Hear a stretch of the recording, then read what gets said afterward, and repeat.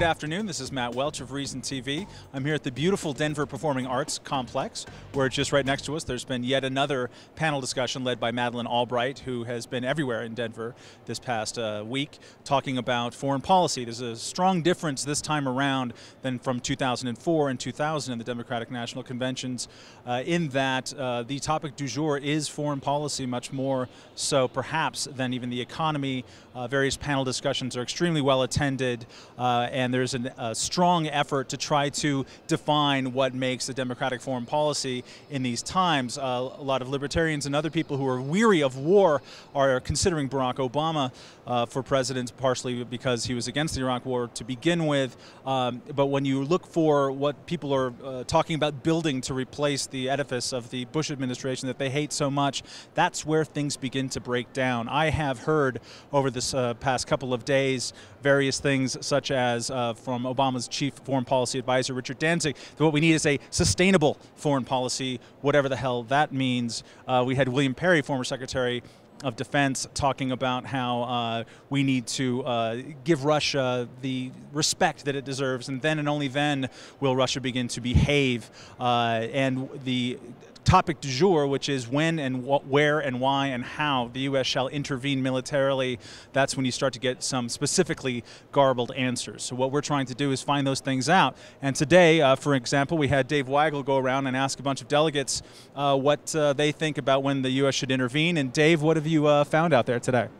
I have found that these Democrats are very faithful, and they follow to the word of their Lord and Savior. Obama, remember, was never against all wars. He was against dumb wars like Iraq. And delegates I talked to basically agree that Iraq was kind of bad, we should get out. But if you mention anything else you want the military to do, they're for it. They don't want to be seen as weak in the face of John McCain's bellicosity. So there's really outside the hall, I guess there's a little bit of pacifism, a little non-intervention.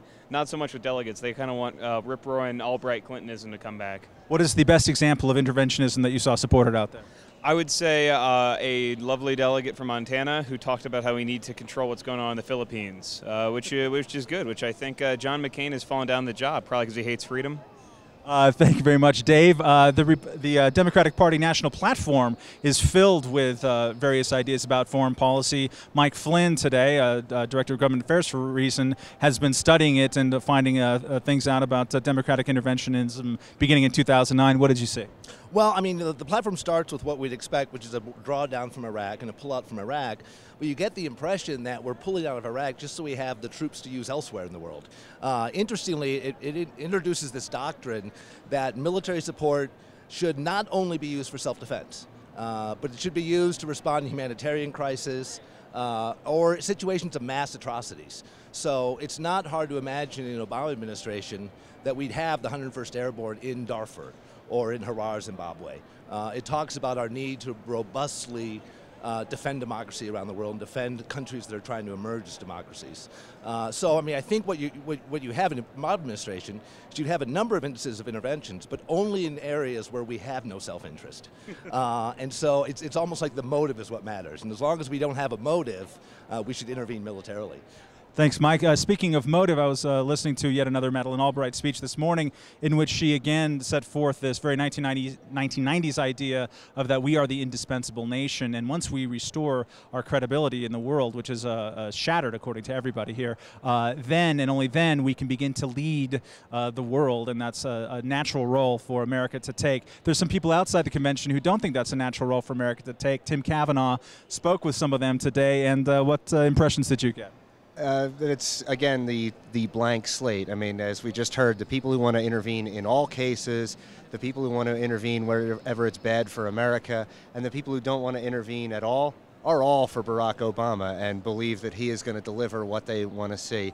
I was talking with some anti-interventionists who are, you can see them in yellow shirts about this color, and they, you know, even when you sort of pin them down and get them to admit that, you know, there's very little reason to believe that Obama is going to dismantle the military-industrial complex and not intervene in Darfur and so forth, there's always this just, you know, triumph of hope over experience, literally, in this campaign that, you know, we don't know exactly what Obama's going to do, therefore he's going to do exactly what we want him to do.